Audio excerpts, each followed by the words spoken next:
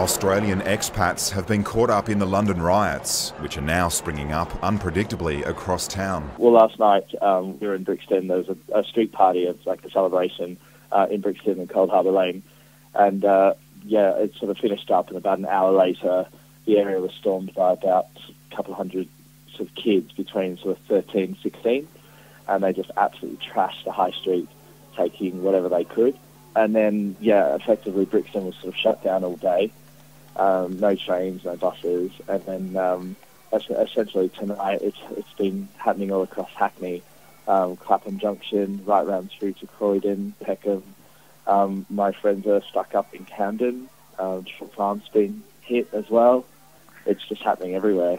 And there's no real agenda. It just seems as if they're out to loot as much as they can. They're all wearing balaclavas or hoods or masks or whatever. They've actually, they're a bit worried at the moment because in Clapham Junction they've set alight to a phone shop, cafe and warehouse, and also a party shop. I sort of got home today around 7 o'clock, and there's a whole lot of young fellas basically in their hoodies with their faces covered up. They're just at the base of our place. They're all on their mobile phones, ringing their mates, getting them all to sort of get together and head down there.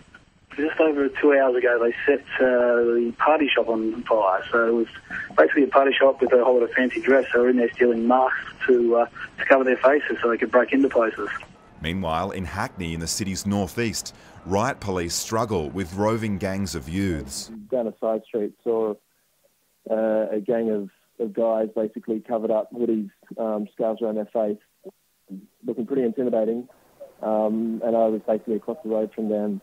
And all of a sudden, saw a bunch of them just bolting, basically.